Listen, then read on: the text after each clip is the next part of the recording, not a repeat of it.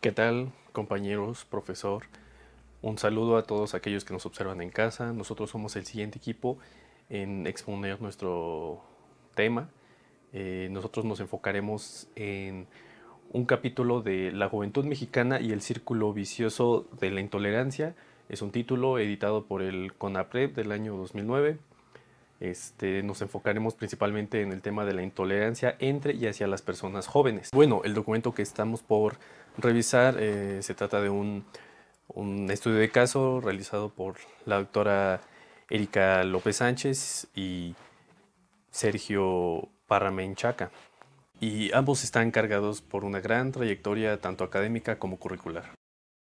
Erika López Sánchez es doctora en estudios sociales por parte de la UAM, maestra en Sociología Política por el Instituto Mora y licenciada en Periodismo y Comunicación por parte de la UNAM. Por su parte, Sergio Parra Menchaca es estudiante del doctorado en Estudios Sociales de la UAM Iztapalapa y es maestro en Administración y Políticas Públicas por parte del CIDE. Es importante destacar que antes de abordar nuestro tema de manera concreta, haremos hincapié en el hecho de que nos centramos en un contexto urbano, en el cual las personas jóvenes, que más adelante definiremos, son a diario víctima de diversos abusos y discriminación por parte de personas de su mismo estrato social, así como de personas de mayor edad o de algún otro tipo de alcance social. Dentro de su estudio de campo, los autores hacen una recopilación de diversos datos de bastante relevancia. Por ejemplo, un dato importante que se nos muestra es a través de una encuesta realizada a jóvenes de entre 14 y 17 años, en la cual casi la mitad manifiesta sentirse discriminado de alguna manera en espacios públicos, con su familia y ya sea por otros jóvenes de igual manera. Del 46.5% restante que siente discriminación en ciertos espacios, el 8.4% corresponde a la familia, el 21% a la calle, el 16.2% a la escuela, el 9.1% a sitios de recreación y el 5.4% restante a los espacios laborales. Algo que podemos destacar del cuadro que les acabo de mostrar es que en general los hombres se sienten más discriminados en cada uno de los sectores, salvo el de la familia, en el cual prácticamente la percepción de la discriminación es el mismo. Otro dato que podemos destacar es que la percepción de discriminación entre los hombres y las mujeres se dispara por más del 6%. Y bueno, esto se debe, en palabras de los autores, a que los hombres tienen la percepción de que la autoridad los ve como propensos delincuentes, lo cual no es más que un prejuicio basado en la experiencia colectiva.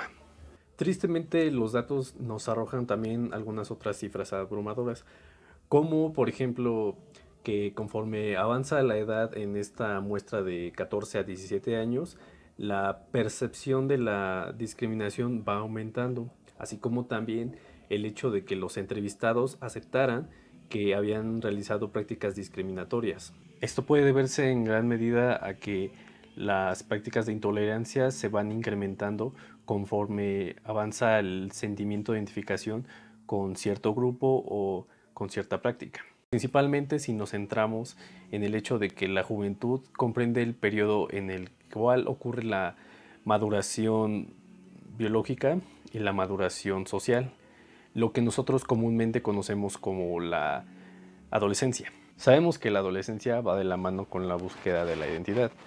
Esto es querer encontrar ese sentimiento de pertenencia y de aprobación por parte de otro grupo o de un cúmulo de personas que se asemeje a nosotros en su forma de vestir, su forma de pensar y en ciertas prácticas que realicen que de alguna manera tengan semejanza con los valores o las creencias que nosotros compartimos. Esto está enfocado en una visión de la realidad, la cual muchas veces entra en confrontación con la autoridad marcada por las personas mayores o por otros grupos de personas jóvenes.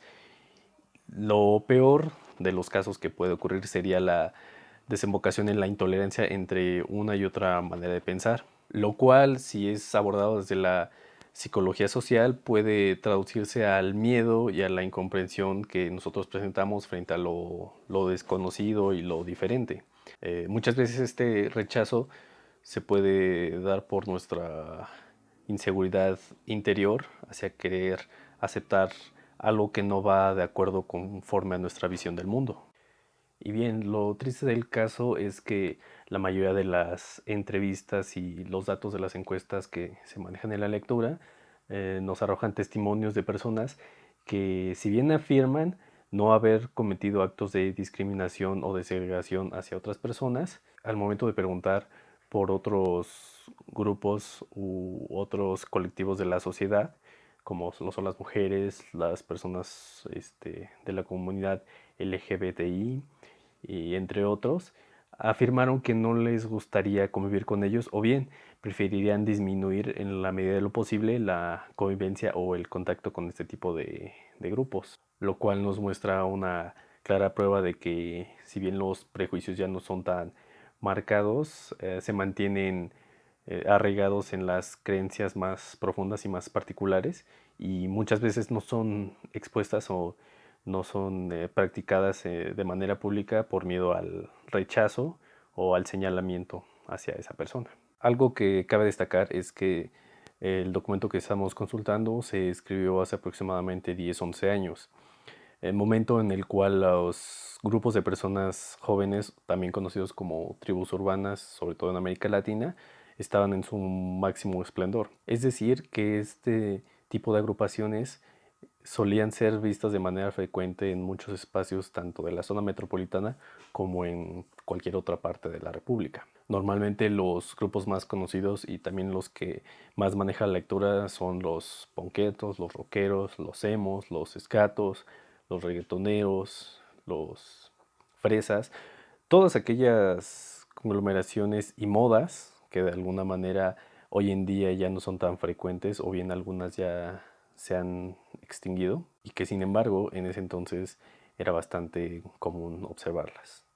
Muchas veces las relaciones entre estas tribus urbanas se basaban principalmente en la intolerancia, lo cual nos llevaba a disputas verbales, riñas y en algunos casos agresiones físicas con objetos punzocortantes, bates o cualquier objeto que se encontrara a su alcance en estos momentos. Uno de los casos más emblemáticos fue el de los punks contra los emos en la glorieta de Insurgentes, lo cual data de hace aproximadamente 12 años, de lo cual al respecto inclusive varios medios de comunicación se tomaron la molestia de hacer reportajes y notas al respecto, como se muestra a continuación. Primero ocurrió en Querétaro, ahora fue en la capital, donde este fin de semana hubo un llamado para atacar a los jóvenes emos, solo que esta vez ellos se defendieron. Vamos a ver la historia. La cita era a las 3 de la tarde en la glorieta de Insurgentes. Jóvenes autodenominados emos estaban reunidos para manifestarse y defender su ideología. Una convocatoria a través del internet y bueno, ellos están temerosos a una posible agresión por parte de otros grupos. Se estuvieron recibiendo amenazas por correo electrónico de que iban a lincharnos. La amenaza era por parte de grupos llamados punketos, y así fue, llegaron con gritos. Los emos respondieron aventando botellas que golpearon a policías y parte de la otra banda. De inmediato empezó una corretiza por parte de los punk. Una chica cae al suelo, el policía la brinca. Al fondo, dos jóvenes se empujan y se pegan. De inmediato, la autoridad los separa. Pero esto apenas es el principio. Se detectaron ahí gente de otra creencia, de otro culto, que evitamos se conjunten para que no vaya a haber ninguna agresión de ambas partes. Pasaron 2 horas para que llegara el segundo enfrentamiento.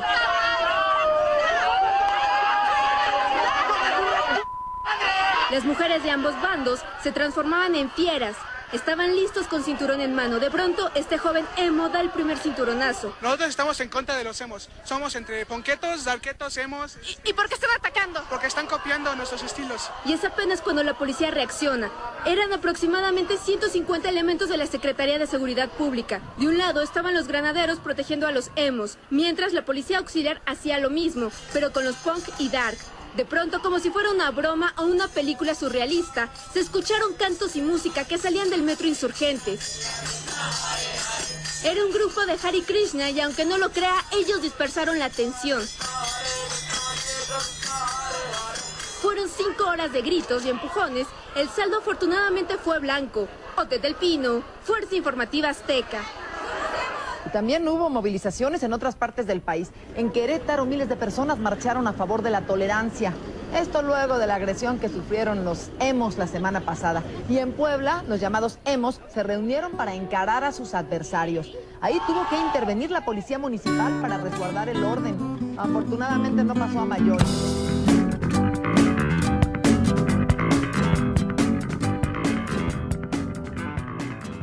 Este fue uno de los casos más sonados y también más recordados por la mayoría de la población como una de las muestras que hubo entre la intolerancia entre cierto grupo y otro, debido a confrontaciones bastante estultas y lo analizamos desde una perspectiva más actual y más crítica. Sin embargo, no justifica ni desmerita el hecho de que un grupo de jóvenes que trataban de sentirse identificados se sintieran allanados por el hecho de que otro grupo les robara su parte de su identidad.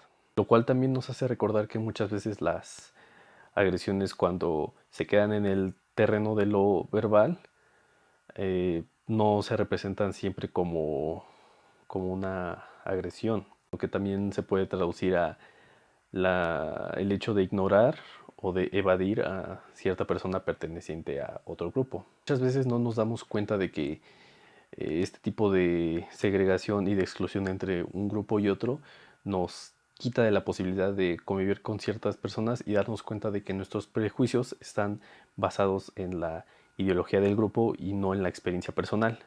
Desgraciadamente, a veces las experiencias personales de relacionarse con otra persona no rompen el estigma que tenemos hacia el grupo, sino simplemente hacia la persona. Más adelante, uno de mis compañeros les explicará cómo se da este tipo de agresiones no físicas hacia las personas jóvenes, y más adelante otros de mis compañeros retomarán la intolerancia y la discriminación de otros grupos de la sociedad hacia las mismas personas jóvenes. Yo voy a seguir exponiendo el tema formas de intolerancia entre las personas jóvenes. En la lectura se nos menciona que la indiferencia es la principal forma de intolerancia que se presenta entre las personas jóvenes. En un contexto donde se requiere de interacción como puede ser la escuela o el trabajo, se refleja principalmente la incapacidad de las personas jóvenes para reconocerse como sujetos iguales y diversos. Esto resulta un tanto contradictorio, ya que constantemente ellas se buscan reafirmar como seres distintos, pero esto no lo logran comprender de su contraparte. Aunque se han superado las agresiones físicas como forma de intolerancia, la agresión física ha adoptado nuevas modalidades más sofisticadas. Pero a pesar de que ya no es una agresión física, estas actitudes afectan la integridad de los sujetos, así como también su dignidad. La indiferencia se ha dotado de un sentido de tolerancia. Esto hace que sea algo aceptado y validado por la colectividad, pero a su vez de que es aceptado y validado, también representa como un obstáculo para que se presente una plena tolerancia. A pesar de que las agresiones físicas ya no son tan comunes entre personas jóvenes, hay quienes también afirman que se siguen presentando, aunque en menor escala. Las personas jóvenes pertenecientes a alguna tribu urbana en muchos casos presentan una mayor tolerancia respecto a las demás tribus. Esto se podría explicar debido a la constante intolerancia que viven debido a que pertenecen justamente a una tribu, y esto puede ser más bien como un sentido de comprensión. Sin embargo, a pesar de que hay una tolerancia, las otras tribus no tienen el interés de convivir con estas, es decir, las toleran, pero no buscan relacionarse con ellas. En cuanto a la agresión física, hay una percepción diferente, que es la percepción de la gente adulta. En la lectura se nos señala principalmente dos casos, que es la de los profesores y los cuerpos de seguridad. Los profesores mencionan que en muchas ocasiones las personas que no pertenecen a una tribu hacen señalamientos a los que sí pertenecen, y esto en ocasiones deriva en agresiones físicas o problemas importantes. Mientras los cuerpos de seguridad de diferentes antros también mencionan que sí hay rivalidades entre estas diferentes tribus urbanas, y muchas veces esto desencadena en agresiones físicas.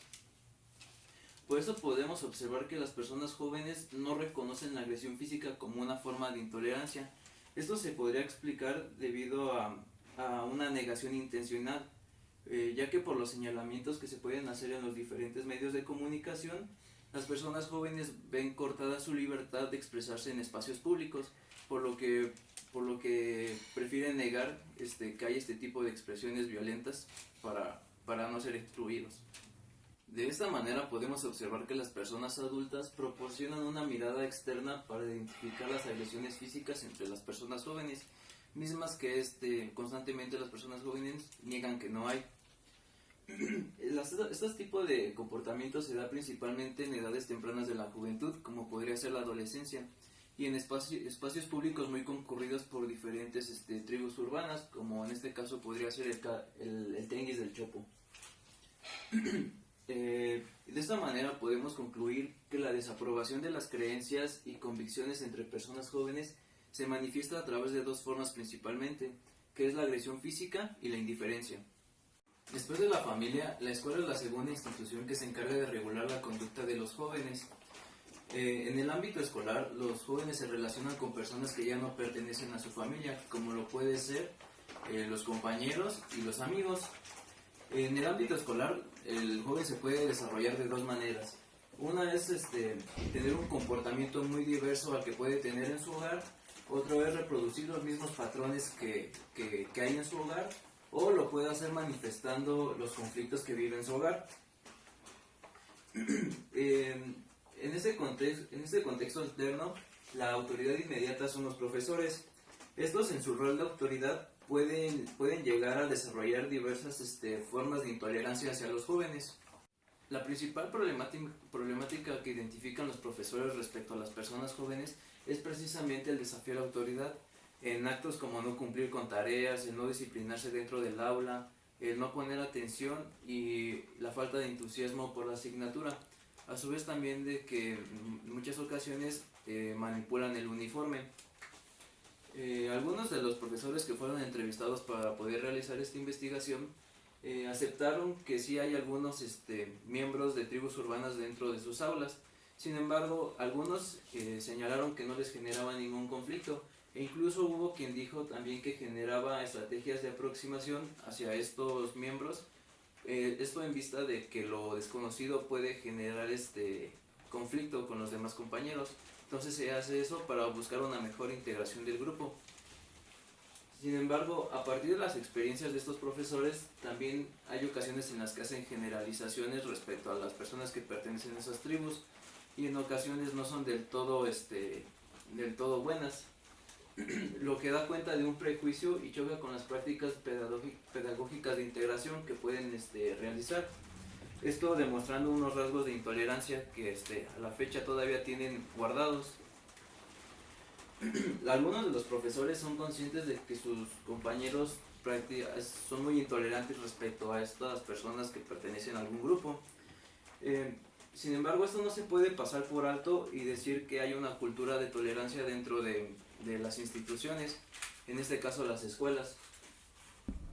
Bueno, compañeros, continuando con el tema de la intolerancia hacia los jóvenes por parte de los profesores, se menciona en la lectura el caso de otro profesor en el que menciona que sí acepta a las personas homosexuales siempre y cuando éstas no manifiesten sus gustos dentro del aula, siempre y cuando sea afuera, aparte. Y bueno, esto denota la intolerancia que se tiene, pero también la discriminación, ya que se inhibe la oportunidad de ser uno mismo, y también se transgrede el límite del respeto. Sin embargo, este tipo de situaciones discriminatorias han sido reguladas más que nada por cursos que se han llevado a cabo, y sobre todo porque actualmente la discriminación a personas de la comunidad LGBTIQ está tipificada como delito. Entonces, obviamente los profesores ven peligroso discriminar a sus alumnos por esta índole. Por lo tanto, se retraen un poco de llevar a cabo estas acciones discriminatorias. Y bueno, se habla de que lo ideal para este tipo de normas sería que se institucionalizara el respeto hacia estas personas y en general a los jóvenes, no solo de manera formal, es decir, no solo de manera de las leyes, sino también como una práctica cotidiana. Ahora bien, también se habla de que existe una disparidad entre el turno vespertino y el turno matutino, debido a que usualmente los alumnos que están dentro del turno matutino son concebidos como los mejores porque tienen las mejores notas y tienen los mejores ingresos. Esto ha provocado que los profesores discriminen a sus alumnos del turno vespertino, y no solo a los alumnos, sino también a los padres, ya que estos son catalogados como poco preparados por no poder darles la oportunidad a sus hijos de estar en un turno matutino. Y bueno, esta situación de discriminación en cuanto a la situación de si estás en el turno vespertino o matutino, se ha venido llevando a cabo debido a ciertas políticas públicas que han favorecido a las personas con mayores ingresos y con mejores promedios para poder acceder al turno matutino. Con el objetivo de profundizar un poco más en esta situación de la discriminación para los alumnos jóvenes que van en escuelas vespertinas, les presento el caso de una investigación que realizó Sergio Cárdenas en el 2010 por parte del CIDE, titulada Separados y Desiguales, el caso de las escuelas de doble turno en México. Y bueno, el autor presenta que esta fue una política pública educativa implementada con el objetivo inicial de permitir que más personas accedieran a la educación. Sin embargo, esta investigación muestra evidencia empírica de que esto no sucedió y que al contrario incrementó más las desigualdades y la discriminación para las personas que accedían al turno vespertino. Esto porque en las escuelas de turno vespertino se tienen insumos más precarios y en menor cantidad. Además de que hay mayor cantidad de estudiantes pobres y con exceso de edad, es decir, mayor cantidad de jóvenes que tienen una edad mayor a la que deberían. Esto debido a diversos problemas como la deserción o la falta de oportunidades. El autor menciona que son 15 veces mayor la cantidad de personas en esta situación en el turno vespertino que en el turno matutino. Y por último tenemos mayores índices de reprobación y de deserción en el turno vespertino. En cuanto a la reprobación, se habla de que hay 5 veces más que en el turno matutino y la deserción 3 veces más que en el turno matutino. Si bien es cierto que los datos de este estudio se tienen que actualizar, pero también nos permiten observar que efectivamente existe una discriminación para las personas que se encuentran en el turno vespertino, no solo por parte de los profesores y de los directivos de las escuelas a las que pertenecen, sino también por parte de las personas que diseñan e implementan estas políticas públicas que favorecen siempre a las personas que menos lo necesitan. Porque, si bien es cierto que sí necesitan apoyo para poder mantenerse dentro de su línea educativa, pero también es una realidad que hay personas que necesitan un mayor apoyo para poder seguir y continuar y que no abandonen sus estudios. Ahora vamos al apartado de los empleadores. Y bueno, dentro de este grupo se encuentra que es el que, en contraste de los profesores, el que más discrimina por cuestiones de apariencia física, sobre todo al otorgar empleos que tengan que ver con el trato directo con personas o clientes. Retomando el ejemplo del empleador de McDonald's, en el que se justifica diciendo que las personas no pueden tener ni piercings, ni tatuajes, ni rastas para poder ingresar a trabajar ahí, argumentando que es porque es por higiene y se tiene contacto directo tanto con las personas como con los alimentos. Para observar si realmente esta discriminación e intolerancia proviene de las instituciones o de las empresas en las que estos empleadores trabajan, me di a la tarea de buscar los requisitos que pide McDonald's para contratarte como un cajero o como servicio al cliente, que son personas que constantemente están en contacto con las personas y con los alimentos, sobre todo las personas de servicio al cliente. Y bueno, los requisitos son vivir cerca del lugar en donde deseas trabajar, la capacidad de trabajar en equipo, una edad mínima de 16 años, la experiencia se valora pero no es necesaria, y por último, si vives en un lugar turístico tienes que dominar el idioma inglés al menos de manera intermedia. Esto refleja que dentro del protocolo de McDonald's no se encuentra explícitamente que no se puedan portar piercings, tatuajes o rastas, y por lo tanto esto quiere decir que sí forma parte del discurso discriminatorio del empleador y no del protocolo que ya está marcado dentro de McDonald's.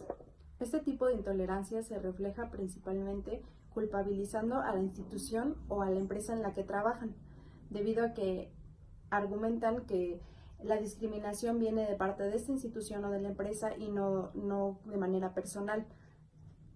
No solamente se trata de intolerancia, sino también de discriminación, porque como podrán notar, el caso que más llama la atención es el del trabajador de la UAM, del jefe de mantenimiento, en donde menciona que incluso con lenguaje soez expresa explícitamente su rechazo hacia las personas de la comunidad LGBTIQ y también a las personas que se visten de la manera en la que no se reconoce como normal o como adecuado, es decir, con piercings, rastas, tatuajes o minifaldas.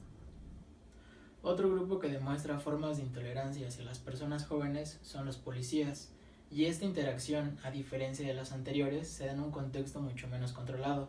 Ya no es ni en la escuela ni en un ambiente laboral, se da en la vía pública.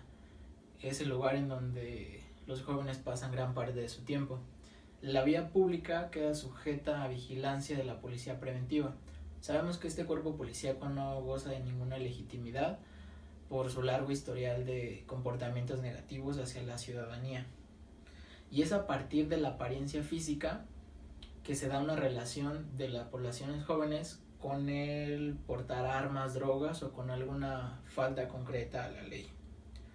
Y se ha demostrado que no existe una constante que fundamente lo anteriormente dicho, pero es a través del prejuicio que se ha fundamentado un régimen de constante hostigamiento hacia las personas jóvenes. En muchas ocasiones, por no decir en la mayoría, el policía se deja llevar por sus experiencias personales y su repulsión hacia el aspecto físico y deja de lado la ética del servidor público. Y con ello proceden a las detenciones, al uso de la fuerza física, a la cooptación de la libertad y a las extorsiones. Ahora bien, a diferencia de los otros entornos, aquí la condición económica sí juega un papel importante, ya que en los relatos de algunos policías dicen que es muy difícil tratar con personas de una condición económica favorable, porque se ponen demasiado prepotentes y fundamentan esa prepotencia en las relaciones de poder que podrían tener su familia, y esto pues le resta poder intimidatorio al policía, mismo que quizá después desplace en contra de otras poblaciones con una condición económica distinta. Y es así como queda demostrado una vez más que estas prácticas de intolerancia siguen recayendo en las poblaciones jóvenes que no adopten un uso homogéneo de vestirse o de usar el cuerpo correctamente bien o establecido como socialmente bien. A manera de conclusión, hemos observado que la intolerancia y la discriminación logran generar un vínculo entre lo individual y lo colectivo. Esto quiere decir que en cada individuo habitan experiencias sociales y personales. En cuanto a los grupos adultos, queda demostrado que los policías, los empleadores y los jefes son los que más discriminan en función de la apariencia física. Otra parte del problema es que las poblaciones jóvenes no se perciben a sí mismos como discriminados, ya que de hacerlo le estarían otorgando un juicio de valor a estos prejuicios de acuerdo a su apariencia física, misma que es parte de su identidad y es la manera de desafiar a las instituciones. Y es a través de esto que se ha adoptado como algo normal, y estos esquemas de discriminación se siguen reproduciendo y posteriormente estas poblaciones jóvenes los adoptan y los reproducen entre ellos mismos, contribuyendo a la degradación del tejido social. Otra parte interesante es lo referente a las poblaciones jóvenes indígenas. Si bien no existe una discriminación tácita y explícita, como con algunas otras tribus urbanas, sí existe un cierto temor a expresarse de manera incorrecta de ellos, lo cual se traduce en un alejamiento y no se les ve como una parte de la sociedad mexicana. Ya se habló de los grupos adultos y de sus formas de intolerancia, pero en donde más se perciben las formas de discriminación es entre pares. Esto quiere decir entre las mismas poblaciones jóvenes. Después están los policías, que se da en los espacios públicos, y la contraparte, que es la mínima, es en las escuelas por parte de los docentes. Y en cuanto a los empleadores, ya no se percibe como un trato discriminatorio, ya que se ha adoptado esta idea homogénea de una forma correcta de vestir, y entonces se ha visto como algo normal. Así es como los empleadores disfrazan su represión hacia algún aspecto físico basándose en políticas de alguna empresa. Y por último, hemos visto que la condición económica realmente no juega un papel fundamental, por lo que en ninguno de los grupos mencionados, tanto de entre jóvenes y grupos adultos, juega un gran peso de valor.